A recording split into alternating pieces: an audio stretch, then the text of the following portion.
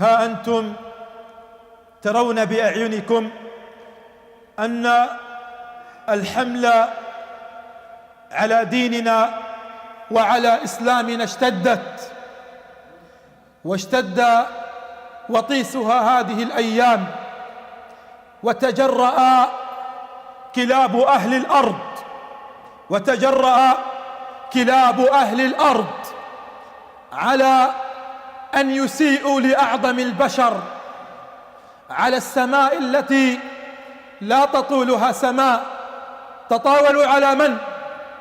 تطاولوا على أفضل البشر وخير الخلق صلى الله عليه وسلم، تطاولوا عليه وأساءوا إليه ورسموه، ثم يطلب اليوم من 1.5 مليار مسلم أن يغلقوا أفواههم. والله لو أن بعضنا شتم أباه أو شتم عرقه أو شتمت قبيلته سيثأر.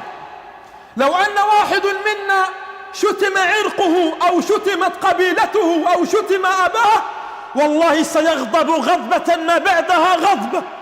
فكيف بالله عليكم والذي يشتم في زماننا هو الذي نفديه بأرواحنا، هو الذي نفديه بدمائنا، هو الذي نفديه بآبائنا وبأمهاتنا، رسول الله صلى الله عليه وسلم. ينتظرون من 1.5 مليار مسلم أن يصمتوا، أن يغلقوا أفواههم؟ لا والله، زمان الجبن ولا، زمان الذل ولا، زمان الهزائم ولا. كيف لا ننصر رسول الله؟ كيف لا ننصر رسول الله؟ والله لا هنيت لنا أيام ولا قرت لنا أعين ونحن نرى رسول الله يرسم ويساء إليه بالجرائد وبالمجلات. بل إن اليوم في فرنسا وفي هذه الدقائق التي أحدثكم بها رسول الله يرسم في المجلات، وأصبحت هذه المجلات توزع رسميا في كل المدارس الفرنسية. الشعوب التي كانت تخرج من أجل الخبز والعيش والطعام والماء، رسول الله صلى الله عليه وسلم ينقص من حقه ويرسم اليوم برسومات لا يعلمها إلا الله. ثم لا نجد حتى لا حكومات ولا شعوب تنتفض من أجل رسول الله صلى الله عليه وسلم. ثم بعد ذلك ننتظر الغنى، ثم بعد ذلك ننتظر الأمن، ثم بعد ذلك ننتظر أن نرزق في حياتنا وفي أعمالنا، ورسول الله صلى الله عليه وسلم ينتقص من حقه.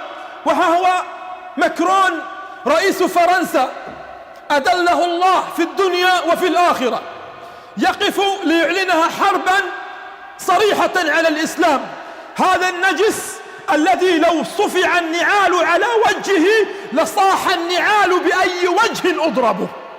هذا النجس الذي لو صفع النعال بوجهه لصاح النعال بأي وجه أضربه. لكن أطمئنكم أنه رسول الله، رسول الله. يا رسول الله، أعداؤك ولوا للعدم وبقيت عزيزا كالعلم. يا رسول الله، أعداؤك ولوا للعدم وبقيت عزيزا كالعلم. وما هم والله أيها الأحباب إلا ككلب امرأة عربية. ما هم والله إلا ككلب امرأة عربية نبح كلبها ليلة فأخرجته، فنظر إلى القمر فظن أن القمر رغيفا، فقال العرب كلبا ينبح قمرا. فقال العرب كلب ينبح قمرا. وما ضر المنير نباح كلب ولو كل الكلاب نابحون. يفعل ما يفعل، يرسم ما يرسم، فليعلموا وليبحثوا في إحصائياتهم الرسمية التي يعرفها ماكرون شخصيا،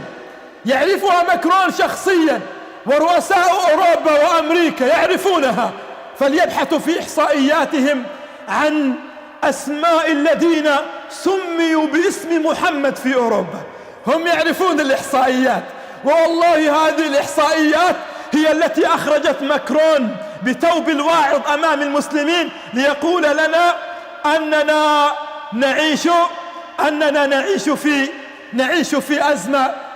إذا كنا نحن نعيش في أزمة فابحث عن مريم، صوفيا، مريم التي عادت إليك فصفعتك بوجهك بالنعال لتثبت لك أنكم أنتم من تعيشون في أزمة. أما نحن فسيعود لنا يوما تشرق فيه الشمس، تعود أيام عمر وأيام علي وأيام المقداد وأيام أبي بكر وأيام الزبير. ستعود تلك الأيام التي تعود فيها راية الإسلام خفاقة، حتى تقفوا أنتم في بحاركم لتناشدون نحن في موانئنا الإسلامية بإذن الله عز وجل.